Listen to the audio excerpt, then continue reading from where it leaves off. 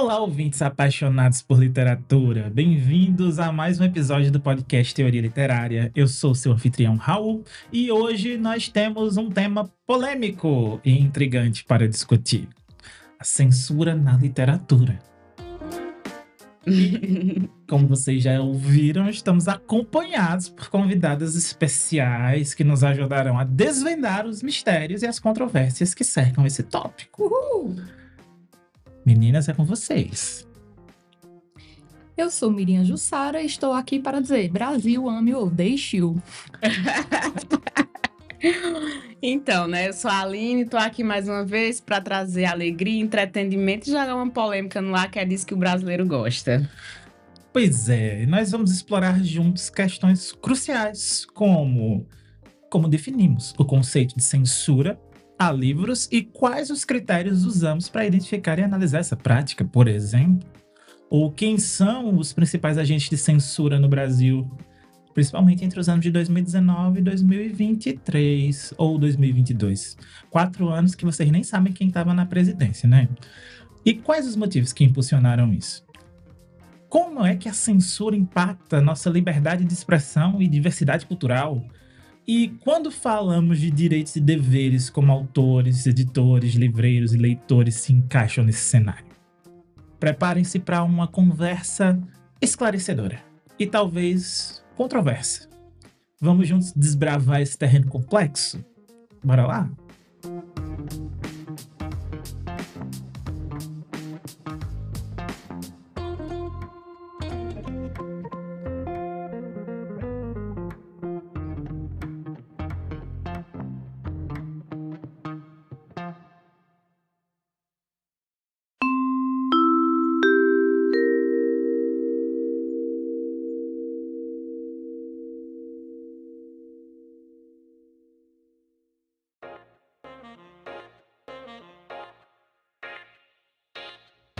Então, vamos lá para as perguntas, né? Voltando aí um pouquinho, como é que a gente pode definir o conceito de censurar livros, especificamente, na visão de vossas personas? Como é que vocês veem? Na minha visão, por exemplo, eu vejo como uma tentativa, muitas vezes, de impor algo. Ou não é nem como se quisesse impedir que as pessoas lessem aquilo, mas é mais como se tivesse algo por trás, aquela intenção por trás, né? Tal livro a gente tem que impedir que esteja na biblioteca escolar porque vai fazer com que as crianças sejam desvirtuadas. E às vezes a preocupação não é essa, de fato, é outra coisa que se quer com isso. Eu entendo a censura como uma forma de tentar calar a realidade de uma sociedade. Porque se a gente pensar, por exemplo, em livros que são censurados porque traz um teor erótico e aí não pode levar para a escola. Mas é o que existe na realidade, de fato. É a forma como as famílias muitas vezes se comportam, adultalizando as crianças, acho que é assim que fala. Tornando elas adultas antes do tempo. Tornando elas adultas, sexualizando antes do tempo. Crianças com 2, 3 anos já diz, fulano é seu namoradinho. Então, quando a criança, que aí se torna adolescente, começa a pensar de fato nisso, ela vai ter uma curiosidade maior. E aí, a censura traz para calar aquilo que não foi educado no tempo que era oportuno e que está sendo oportuno. Então, é uma forma de calar como é que eu posso dizer? Uma incapacidade de, muitas vezes, educar, que passou o tempo de educar, então vamos calar porque a gente não soube educar. Vamos tirar isso do alcance do jovem, do adolescente, porque no momento oportuno a gente não soube educá-lo a ler aquilo e a compreender o que ele pode levar para o seu dia a dia e o que é apenas ficção. E às vezes eu também arrisco a dizer que nesse sentido do educar é muito mais uma questão da minha falta de educação. Então, às vezes não é nem a falta de educação do jovem, é a minha falta de educação para aquele assunto. Uhum. Então, eu nunca tive a chance de conversar sobre isso e acabo criando um bicho, um monstro de uma coisa que é simples. Bom, para mim a censura é uma violação dos nossos direitos, né? Principalmente o direito de liberdade de expressão, a liberdade como um todo, não só de expressão. A gente vai debater aí as várias formas de censuras que houve no Brasil, no mundo e tal, e a gente vai percebendo que a censura não parte de uma pessoa que não tem poder. A primeira coisa que a gente vai observar, sempre vai partir de quem está no poder ou quem detém o poder. Então, a censura é uma forma de controle, né? Então, eu vejo assim, como uma forma de controle, como uma forma de impedir os direitos que nós temos enquanto cidadãos, né? Enfim, mas também eu vejo a censura como uma coisa legal. Olha só, vamos pensar por outro lado. Joga. Censurar é proibir, não é isso? Sim, Exatamente. beleza. Quando as coisas são proibidas, são mais legais, não é não? E aí, quando se proíbe algo, um livro, um filme, uma música, o que é que a gente vai fazer? Como rebeldes, vamos Desperta a curiosidade. consumir essas obras, Proibido né? é mais gostoso, É, o né? efeito reverso, né? Aquela história.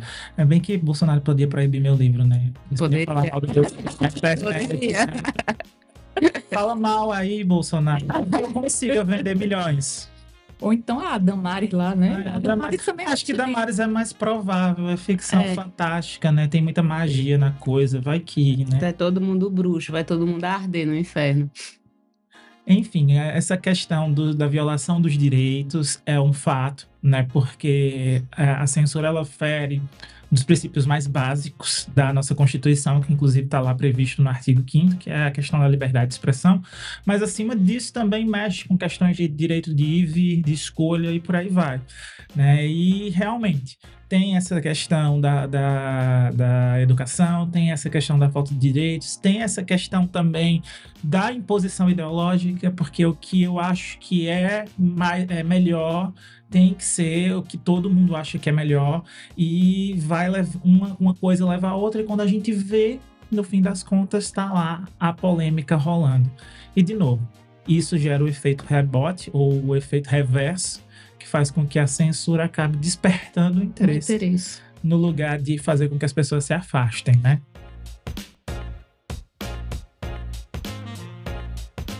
E assim, se a gente pegar desse pressuposto de que a censura ela vem de um lugar de poder, sempre daquele que está no lugar de oprimir, digamos assim, é uma forma de impedir uma massa de pensar, de dar o direito de, olha, tá aí esse livro, você vai ler, você vai discernir se esse livro é legal para você ou não.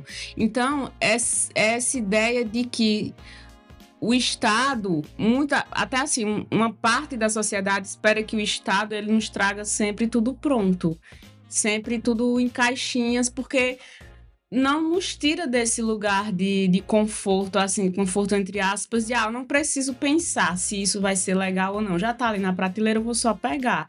Então é também uma forma de manobra de massa. De dizer, olha, já tá pronto, você não precisa se preocupar em ler isso antes que seu filho. Só leva, porque a gente já autorizou. Então é mais uma manobra, né? Exatamente.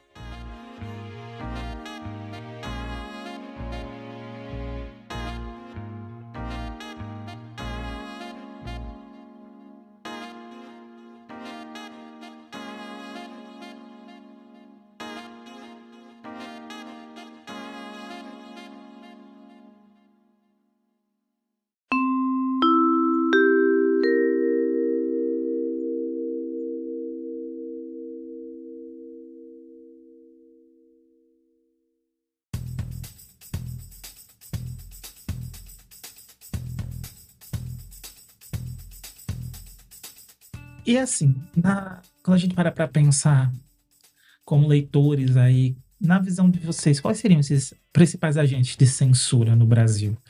Principalmente durante esse período, 2019, 2022, mais ou menos, 2023, porque apesar da mudança de governo, que era uma coisa que a gente esperava que as coisas realmente fossem mudar, a gente teve uma herança maldita tão grande que o ano passado a gente ainda teve muitos casos relacionados a tentativas de censura de livros, que a gente esperava que isso acabasse e não acabou. né? Então, a gente teve muitos momentos na história do Brasil em que rolou a censura, não foi uma censura velada, foi uma censura escancarada. Gente morreu por causa disso, inclusive. Nós não chegamos a viver isso nesse momento, né? Nesses últimos 5 anos aqui, agora. Mas, será que não teria chegado a esse ponto se as coisas não tivessem acontecido de forma diferente? Né? Então, fica essa pergunta no ar. E aí, quando a gente para pensar nos agentes de censura hoje, não tão diferentemente do período, por exemplo, da ditadura militar, na minha visão, é basicamente são os mesmos. Concordo. Sempre vai ser quem está no poder, ou seja, o Estado, né? O governante que está lá, também as igrejas, né? Antes era a igreja católica mais predominante, mas hoje a gente está vendo, quando a gente vai ver as notícias, pesquisar aí no Google qualquer coisa sobre censura de livro, a gente vê muita coisa com protestantismo, proibindo tal livro, tal coisa. Então, tal obra. E aí a gente não está dizendo que são todos, né? Isso, está claro. dizendo que são uma parcela que demonstra isso cada vez com mais avidez nas redes sociais, nas mídias como um todo. E isso acaba gerando inúmeros problemas, inúmeras consequências que afetam a vida de todos. E não só daquele grupo. Porque assim, o Brasil é um país extremamente moralmente hipócrita. É o país do carnaval, né, que tem toda essa coisa da sensualidade, do erotismo. Não é nem da sensualidade, é do erotismo explícito mesmo. Mas aí não pode ter um livro para adolescente que o casalzinho beija. Então, assim, é de uma hipocrisia tamanha. E é essa parcela que controla esse falso moralismo que tenta ditar regras do que é moral e do que não é moral, né, aquela coisa da tradicional família brasileira e dos bons costumes, porque minha filha adolescente, ela tem que ler romance Mamão com Açúcar, o meu filho tem que ler história de herói para ele se tornar o homem másculo, etc, etc. Então, assim, é fruto de um falso moralismo que vem sendo construído desde que o Brasil é Brasil e que isso, as redes sociais, elas fazem com que isso reverbere cada vez mais, assim, porque se tornou terra de ninguém. Então, todo mundo pode falar o que quer, todo mundo é dono de uma verdade absoluta e as pessoas não param para filtrar aquela informação. Se o pastor fulano de tal, o padre Beltrano, diz que aquilo meu filho não pode ler, pronto, tornou-se uma verdade absoluta. E aí eu volto para aquele ponto que a gente tem uma sociedade também preguiçosa que não vai em busca da informação. Então, pega aquilo que está pronto na prateleira, porque o governo liberou, meu pastor, meu padre, enfim, disse que podia, e aí isso torna-se uma verdade universal de que aquilo é bom. Essa história do padre, do pastor liberal, não liberal, isso me lembrou de uma coisa, né, com o que aconteceu, eu não sei se vocês lembram, quando saiu o Código da Vinci, né, Dan Brown, que foi aquele estouro mundial, best-seller, que acabou virando blockbuster de cinema, né, que era Tom Hanks, e enfim, foi aquele alvoroço todo, né, eu lembro que o pároco local, né, da igreja, na homilia da igreja, fez um escarcéu do livro. Ele escreveu um livro contrário ao Código da Vinci, né, chamado de A Verdade Vos Libertará. E como o cara do livro era simbologista, né, e falava da questão dos símbolos, ele foi lá, ele mesmo falar dos símbolos e tal, dizer que os símbolos eram satânicos e parará e pererê, e colocou todo mundo da igreja contra, né, que eu acho que se Dan Brown viesse aqui na cidade, ele era queimado numa fogueira junto com o livro, sabe? E foi uma coisa, assim, surreal. O resultado, eu só li o livro porque teve esse Teve, escândalo. exato. Eu não sabia do livro, eu não estava nem sabendo da história, porque na época eu estava vivendo a minha febre Harry Potter. Outro livro. Outro livro maldito, Coisa do capeta. proibido pelo Papa. Então, eu, né, na minha inocência, na minha adolescência, eu digo, essa história é interessante, eu vou ler Se esse estão livro. falando, né? Vocês estão falando, eu vou ler este livro. E lá fui eu, na biblioteca, né, lá no SESC, na fila de espera de 300 quilômetros, Eu lembro muito dessa história que tu tá para falando. pegar o livro. E eu sei que ele proibiu todo mundo da igreja de ler o bendito livro. O resultado foi que todo mundo da igreja acabou lendo o livro no fim das contas, né? Ninguém morreu nem deixou de ser católico. Assistiu o filme, gostou, Gostou. achou sentido. E a igreja não acabou por causa de Dan Brown. Não. Exato.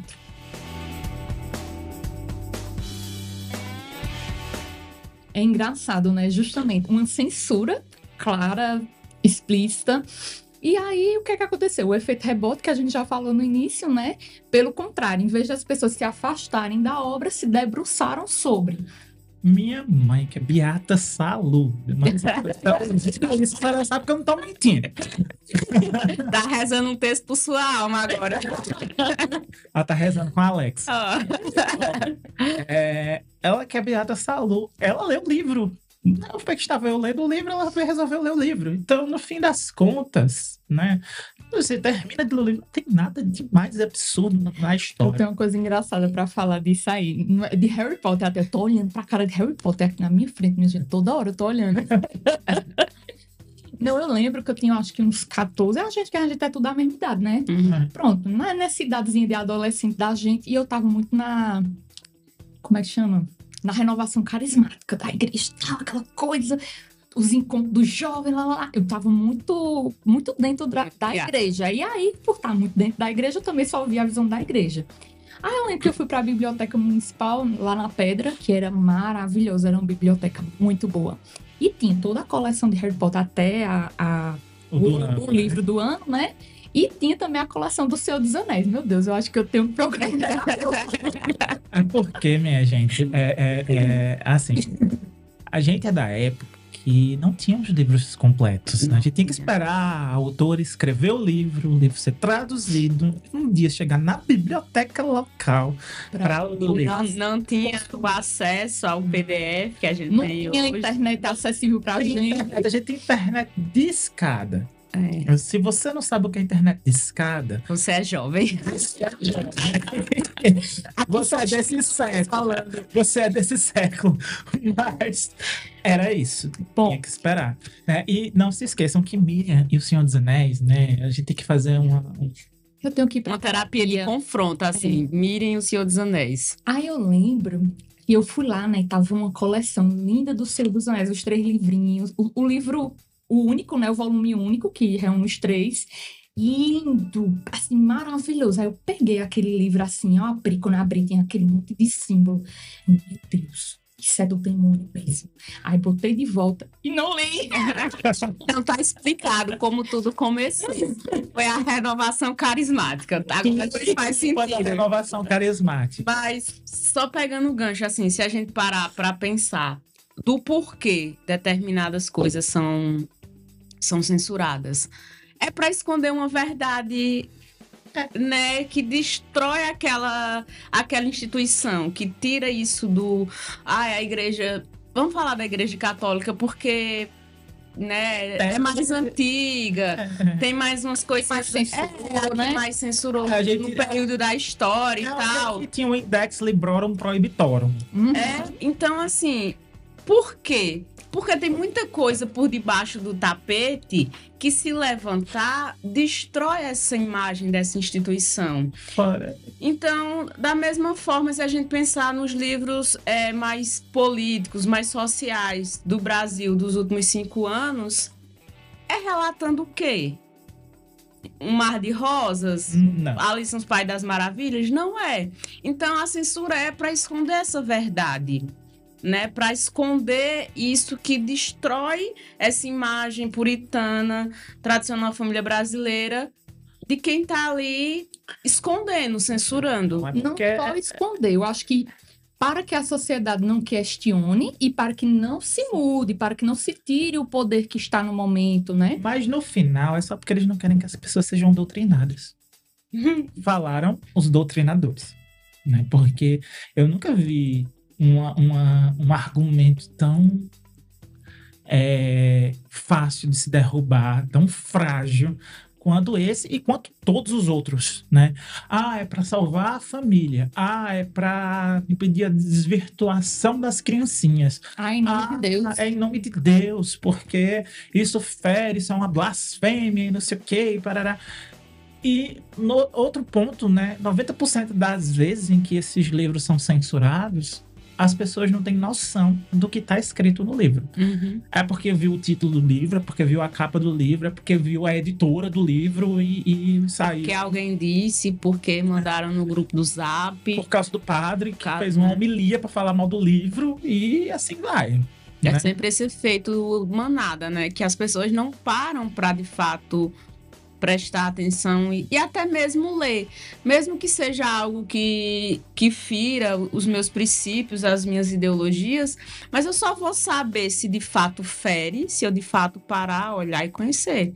Senão eu tô só sendo efeito manada. Eu sou daquele tipo que diz assim: eu acredito numa coisa, beleza, eu vou ler tudo que for contrário a essa coisa, porque se eu acredito, então eu também tenho que saber o que dizem ao contrário para defender aquilo que eu acredito. Concordo. É esse o ponto. Então eu acho que a gente pode concordar que, no fim das contas, os agentes de censura no Brasil do período 2019, 2022, 2023, são os mesmos De lá de trás. do período da ditadura militar, do período da ditadura Vargas, do período do Império, da época que a família real chegou no Brasil. São sempre os mesmos agentes políticos, na sua grande maioria, que fazem isso, ou religiosos, como é o caso aí de pastores e padres e... Deixa de ser político também, né? Não deixa de ser político. E parte dessa coisa clichê, assim, do homem hétero branco que está no poder. É sempre essa coisa, essa dominação. É hétero mesmo, eu tenho minhas dúvidas. Né? Mas... Então, sempre parte dessa tríade, assim, o homem hétero, branco, tradicional família brasileira, que acha que é detentor de uma verdade absoluta, da qual talvez ele não faça tanta parte assim, né? Mas...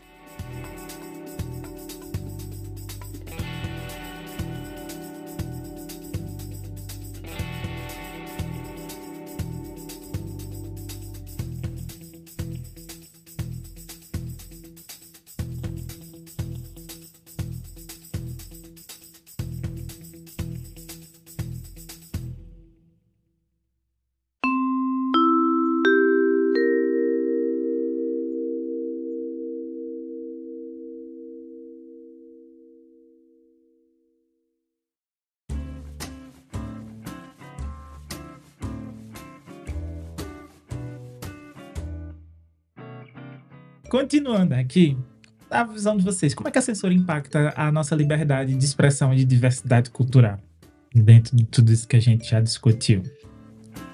Impacta porque impede que as minorias elas se expandam, né? A literatura negra, a literatura voltada às religiões de matrizes afros, a literatura do campo LGBT. Então, impede que isso chegue a uma massa. Porque, querendo ou não, as editoras e tal, elas têm esse poder de dizer quem vai para o mercado, quem não vai. Então, se a gente tem lá editoras que compactuam com esse campo da censura, ela vai impedir que artistas que merecem ter a visibilidade, obras ricas culturalmente, cheguem a uma massa maior, né? E com isso, não é que proíbe, mas impede a expansão do pensamento. Que a gente conheça novas formas de pensar sobre determinados temas, que a gente conheça temas que não são comuns no nosso dia a dia. Então, ela mina o conhecimento de forma geral, assim. E assim, quando você tem acesso a todo e qualquer tipo de livro, você vai ser uma pessoa menos preconceituosa. Por quê? Você está vendo outras visões. Você vai ser uma pessoa mais tolerante, mais empática, né? Porque você está vendo o pensamento daquela pessoa que pensa sobre aquilo, e aí você também vai se sensibilizando, você vai abrindo mais a mente, como a Aline falou, né? Expande a mente. Justamente por isso. Você vai perdendo o preconceito. O preconceito nada mais é do que um conceito Prévio, né? Prévio. É isso. Conceito prévio. Exatamente. Como é que eu vou entender algo se eu não conheço? Então, como é que eu posso julgar algo se eu não cheguei a conhecer esse conceito? Então, o livro é um caminho, é uma via, não só o livro, mas qualquer obra cultural, justamente que são as mais censuradas, são todas as obras culturais, música, teatro, filme, livro em especial, né? Isso me lembra, essa fala de vocês me lembram duas coisas. Partindo do contexto do que a Aline falou, questão das editoras e da voz, né? A questão da diversidade cultural. A gente sabe que realmente as editoras elas já têm esse poder de dizer o que vai ser tendência, o que não vai ser tendência, quem é que vai ter voz e vez, e quando a gente tem uma obra que destoa é porque essa obra foi por outro caminho que fugiu a esse controle. Hoje, felizmente, a gente tem até mais possibilidades de fugir ao controle, ao crivo dos grandes grupos editoriais, porque a gente tem as publicações independentes, a gente hoje tem um processo mais simples, eu não vou dizer mais fácil, né, mas mais simples de você conseguir publicar uma obra, de você chegar ao público, porque com a internet, isso é uma das coisas boas, né, do contexto das novas tecnologias, é muito mais fácil atingir os públicos. É uma coisa boa e uma coisa ruim ao mesmo tempo, né? Porque a depender do conteúdo, isso pode ser nocivo. Que diga aí as fake news que a gente vê o tempo todo e que também estão intrinsecamente ligadas ao assunto de hoje. Mas assim, dentro desse contexto, hoje a gente tem uma facilidade maior de driblar um pouco o mercado editorial e às vezes até acabar caindo nas graças de uma editora se tiver muita sorte, né, nesse processo. Mas, ao mesmo tempo, essa questão da censura, ela impacta também no calar. Né? Eu acho que é a questão do calar as vozes dos novos escritores, por exemplo. Porque, por exemplo, falando do meu ponto de vista como escritor independente, eu tenho meu livro publicado, beleza, eu tenho um público, beleza, mas eu que tive que ir atrás. E eu tenho que lutar contra um mercado editorial gigante para ter um espaçozinho pequenininho, né, no meio de um furacão, de um turbilhão de obras literárias que são massificadas e que são publicadas o tempo inteiro e que tem um marketing de orçamento infinito para poder ter o meu espaço, né, para conquistar o meu espaço. E todos os dias é essa luta. Eu tenho outros colegas que escrevem também e tem essa mesma dificuldade, às vezes a gente se sente sufocado. É como se a gente fosse também silenciado nesse processo. Porque eu digo assim, eu publiquei meu livro, não foi para ficar milionário e famoso, vender os direitos para a Warner e fazer um filme, uma saga de filmes e por aí vai. Johnny Depp. Né? E, enfim, foi por isso também. Mas eu queria ser lido. Eu acho que o princípio, né, de se publicar algo é esse desejo de que as pessoas leiam o que você escreveu, comentem sobre aquilo que você escreveu, interajam com você. Você tem medo da sua opinião, mas ao mesmo tempo você quer saber o que foi dito, né? E aí, quando a gente tem todo esse processo, ele esmaga, ele sufoca. Ele impede muitas vezes que a gente fale. Então, eu vejo também, de uma certa forma, o próprio mercado editorial como um mercado censor. Ele tem essa capacidade de censurar também. E acaba tornando, assim, até esses autores que estão lá no hype e tal, acaba tornando eles repetitivos. Sim. Porque eles entendem que não podem falar nada além daquilo. Não podem trazer uma temática mais polêmica, porque aí talvez ele não seja publicado. Então, acaba que... engessando, tornando repetitivo e quebra um pouco a criatividade da literatura, né? Tira essa coisa de realmente fazer a literatura como sendo verossímil, contar de fato a história social, seja o social no contexto romântico, seja o social no contexto político, enfim, a depender do tema da obra.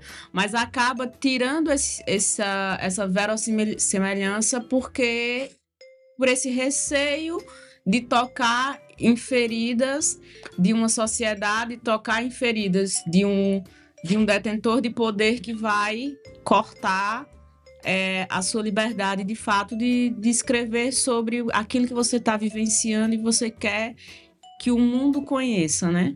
E que é o que o mundo anseia, na maioria dos casos. Porque quando a gente lê uma obra, né, quando a gente lê um livro, o que faz a gente se sentir conectado àquilo ali?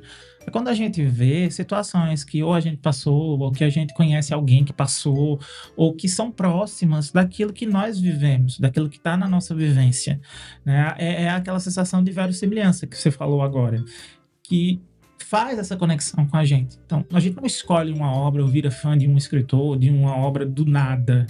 A gente parte do pressuposto de que a gente cria essa conexão. E essa conexão só é possível... Se sente, de alguma forma, representado, né? Encaixado naquilo que está sendo contado ali. E aí, o que eu quero dizer com isso é que hoje não é muito simples você conquistar o público, porque o público não é mais besta. Uhum. Não é qualquer coisa que vai satisfazer quem está assistindo. Sim. Né? Então, partindo desse pressuposto, voltando à questão da censura, eu parto para o conceito da autocensura. Mas antes, deixa eu só pegar um link nisso. Se a gente pensar sobre a sociedade que cala e a que não cala, por que não conseguem calar a Anitta? Pum, uma polêmica. Por que não conseguem calar a Anitta? Porque a Anitta, ela é a representação de um contexto social no qual ela está inserido.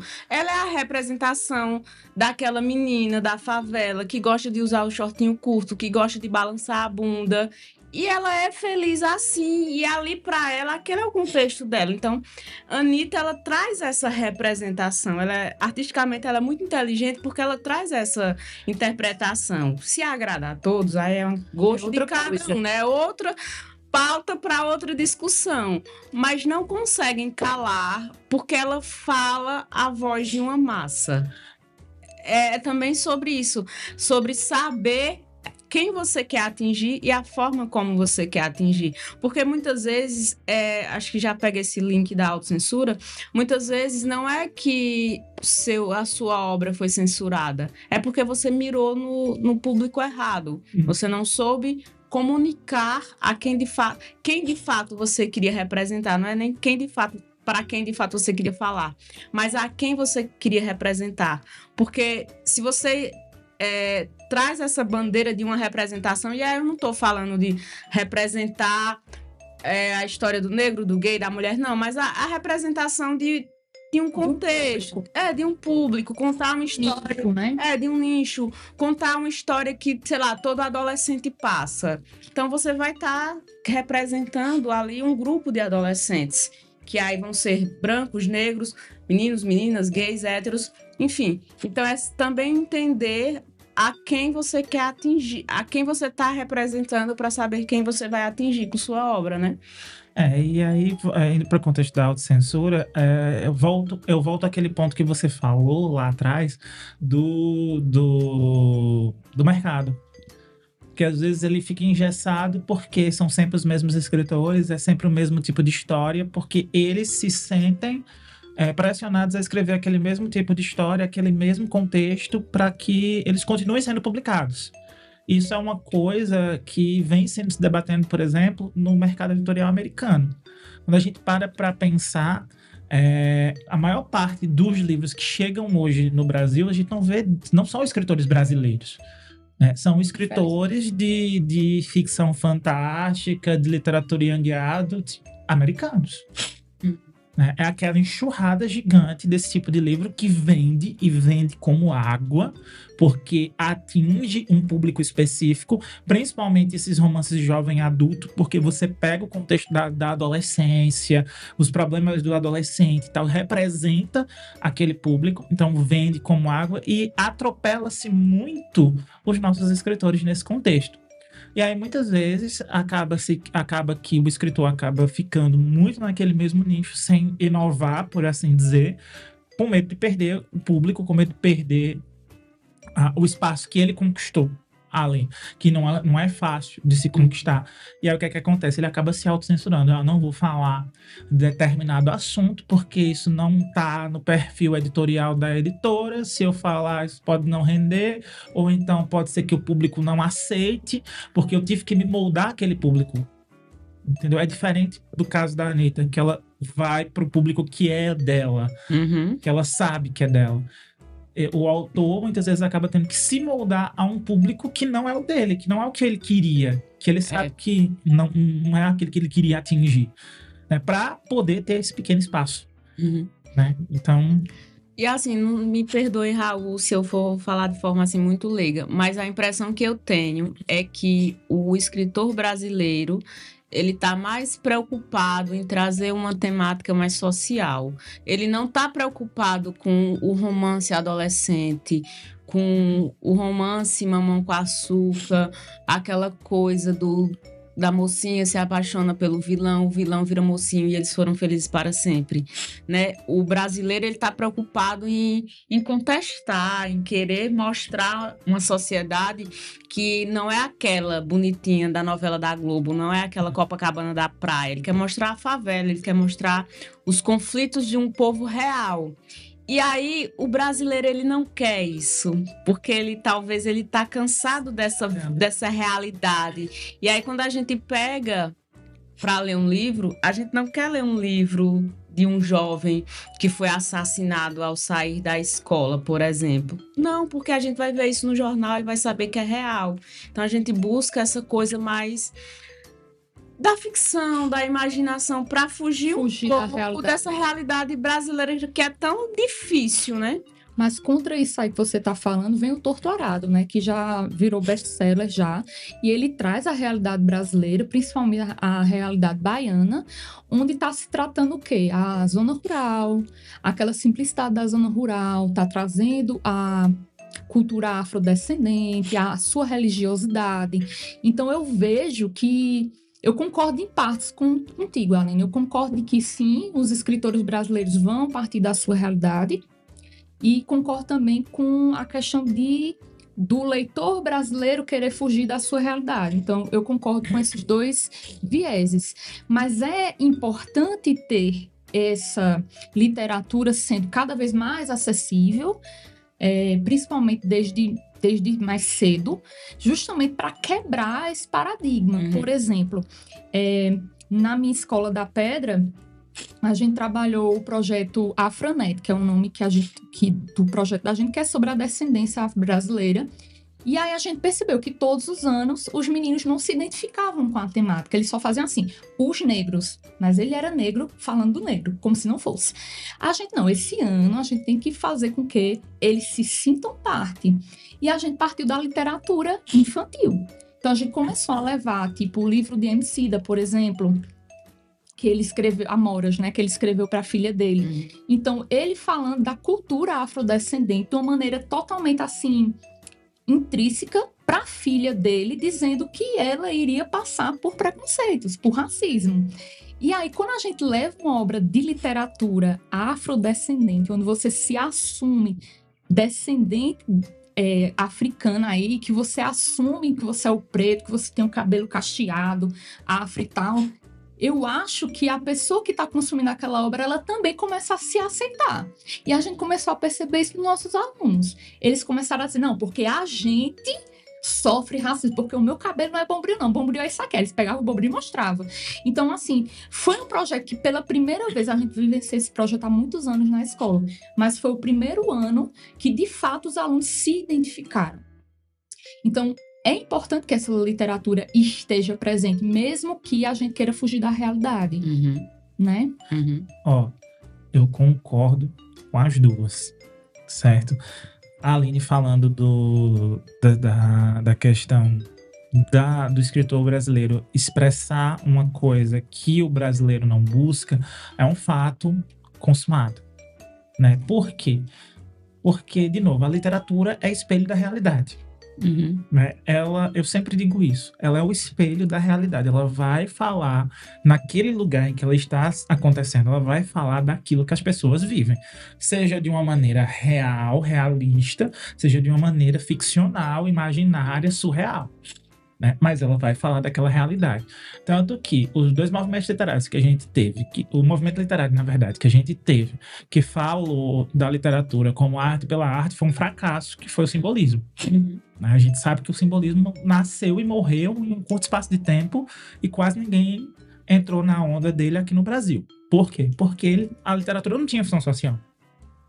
E aí, quando vem o modernismo vem justamente para dizer, não, a literatura tem função social, a literatura tem que ser para todo mundo. A literatura tem que expressar aquilo que as pessoas vivem. E aí, a gente tem o retorno nessa literatura com base na função social, que traz esse apelo de representatividade e tal das pessoas, e as pessoas começam a ter mais acesso aí à literatura. Que aí voltam os romances regionalistas e por aí vai. Só que, de novo, a gente vive num momento em que a literatura no Brasil não é tão atrativa quanto deveria ser. A gente pega as médias de leitura de um jovem brasileiro e um jovem chileno, se a gente for fazer essa comparação, um jovem chileno lê 2 vezes mais, 3 vezes mais do que um jovem brasileiro. E essa falta de interesse, ela está relacionada a muitos fatores. Desde fatores do próprio sistema educacional, que está em estado de falência total. A gente tem projetos exitosos, sim, nós temos vários projetos exitosos, mas é uma luta para você conseguir realizar esses projetos, porque você não luta só com a vontade do aluno, você tem que lutar contra a vontade da escola, contra a vontade do Estado, contra a vontade do sistema, da GRE, do Diaba 4, porque parece que todo mundo quer que não aconteça, mas quer resultado. Né? Aí no final das contas, não, você não vai fazer o projeto, mas você vai dizer que o resultado existiu. E aí as coisas não acontecem. Essa questão que Miriam colocou, de que a escola teve a preocupação de que o aluno tivesse, se sentisse participante, não só participante, né, do projeto, é algo que é muito raro de se ver. Realiza-se o projeto para dizer que ele aconteceu, tira lá umas fotinhas, manda para a gerência regional, para postar no Instagram. Tchau. Foi feito. Foi feito, tá perfeito. E o aluno passa por lá. Eu tenho uma colega que passou agora no concurso e veio para cá. Ela é da Bahia.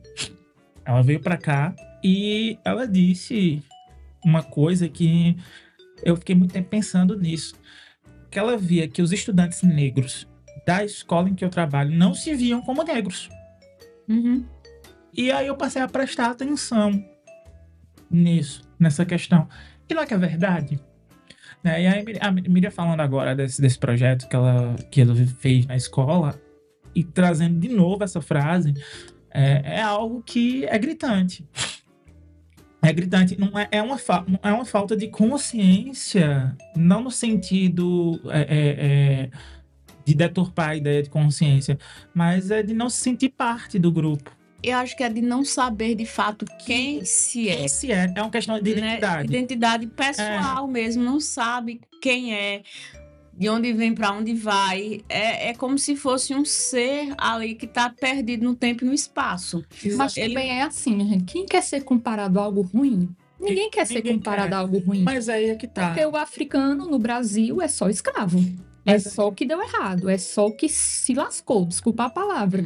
Ninguém quer ser comparado a isso. Agora, quando eu trago uma literatura de fato preta, que tem consciência disso, que se valoriza, é diferente. E aí é que tá a questão. A gente precisa mostrar esse outro lado para quebrar esse estigma.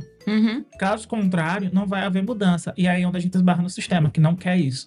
Ele quer no papel que isso aconteça, mas que na prática não aconteça. Porque o sistema por si só também é hipócrita. Porque quer que continue essa hegemonia branca, né? Essa coisa do o sistema por si só, ele é hipócrita. E aí a gente esbarra no seu argumento de que as pessoas não querem ler esse tipo de literatura porque elas já estão saturadas da realidade, e realmente estão. Mas a realidade só acontece por conta de N fatores. Por exemplo, por que a gente tem tanta violência no país? Falta de educação. Se eu tenho educação de qualidade, eu vou ter um emprego de qualidade, um salário digno, eu vou poder usufruir de coisas que eu quero. Perspectiva, eu vou ter perspectivas. Ao mesmo tempo em que eu vou mover a economia, eu vou mover todas as outras áreas do país. Se eu tenho uma educação boa, o resto é consequência. Isso é um fato. Mas a gente vive num país em que a educação foi feita para não ser boa. Ela só é boa porque os professores estão lá na linha de frente, quebrando a cara. Literalmente. Quebrando a cara. Os doutrinadores, os deturpadores, os rebeldes sem causa. Os comunistas. Os desvalorizados, né, Raquel Lira? Cadê o Valoriza? Valoriza foi... Olha, calma. E eu não quero Valoriza não, Raquel Lira. Eu quero o piso com impacto na carreira da educação. Queremos. E não é só para professor, não. É para analista, é para técnico, é para administrativo, é para aposentado. Mas calma, deixa eu defender a governadora. Ai, vê só, o Valoriza existe ainda, só que foi transformado em voucher de livro. R$1.000. Mas para comprar de livros. Mas para comprar em feiras. Em feiras. Escolhidas. Feiras que não têm fins lucrativos. Escolhidas a dedo pela governadora do estado. E ela... aí você pensa numa cidade no interior do interior do interior. Como é que o professor... Pernambuco. Arco Verde ainda tem alguma coisa, mas essas cidades mais para lá, vai ter uma feira, não tem nem feira de boi, de grade de livro. Eu acho que nem Caruaru tem uma feira de livros assim que não tenha fins lucrativos, né? Aí eu quero ver como é que a gente vai poder fazer qualquer coisa com esse dinheiro que até agora é imaginário, né? A gente não sabe se ele vem, se não vem, né? A gente passou um ano inteiro sem receber uma verba nas escolas. Tinha escola que não tinha papel higiênico, escola sem material de escritório. Sem merenda. A gente teve que fazer prova online no fim do ano, porque não tinha dinheiro para comprar papel para imprimir as provas. Mas no Instagram da governadora tá lá as merendas lindas e maravilhosas. Eu queria uma merenda daquela na minha escola, cara, eu queria ver.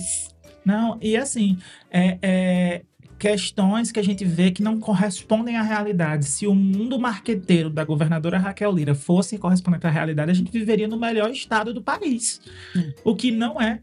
E aí se questiona por que ela é a pior governadora do país. Né?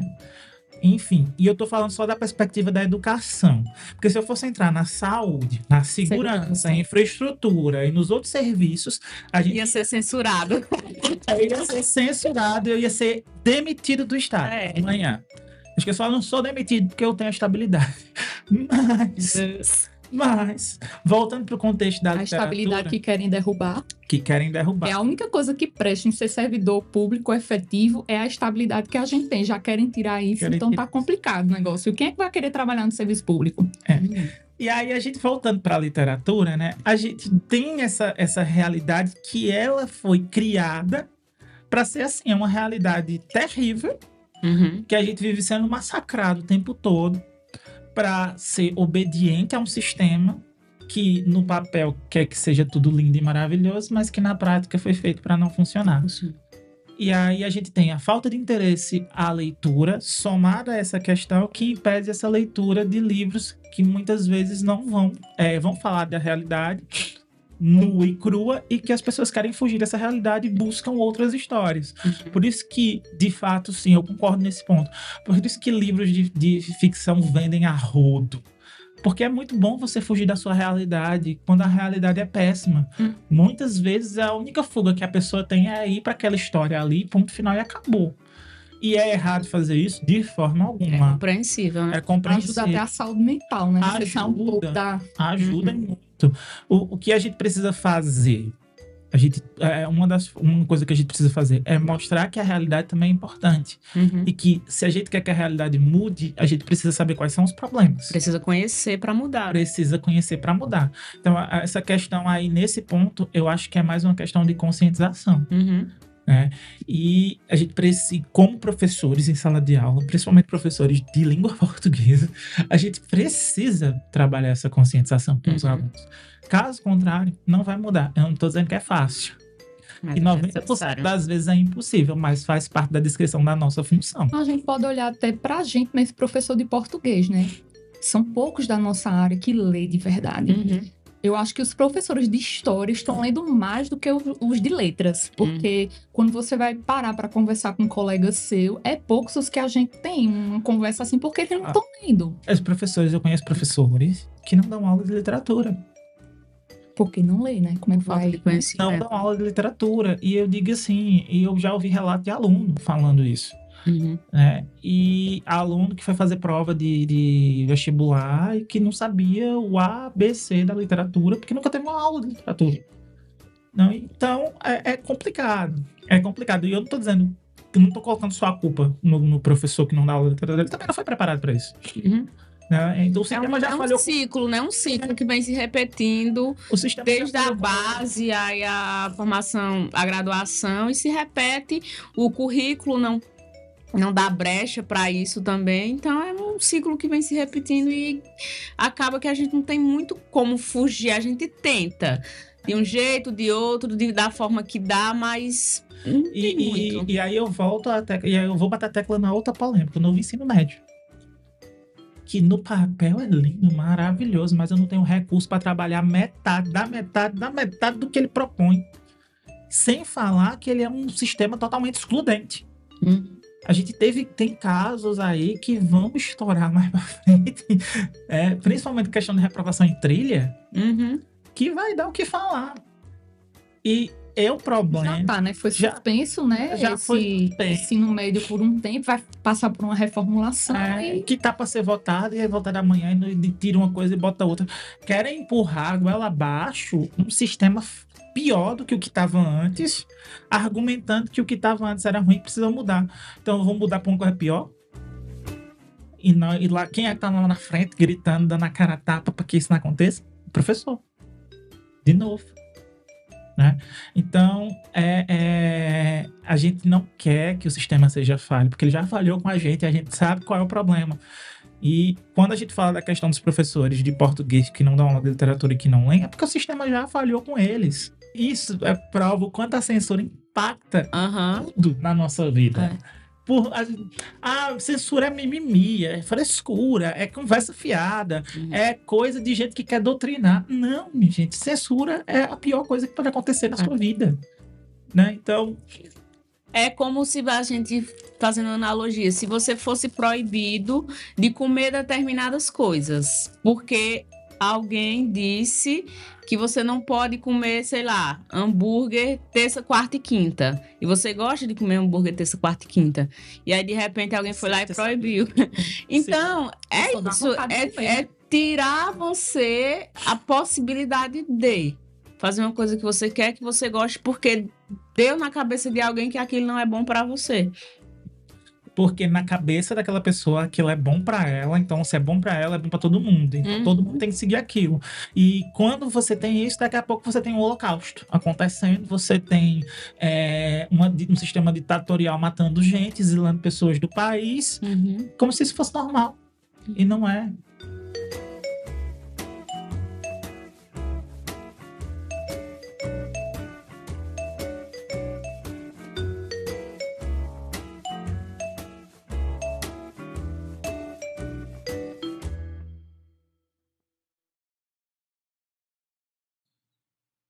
Esse podcast foi gravado pelo Mundo Ex Libris Studio, com roteiro, edição, gravação e direção de Raul GM Silva. Links na descrição.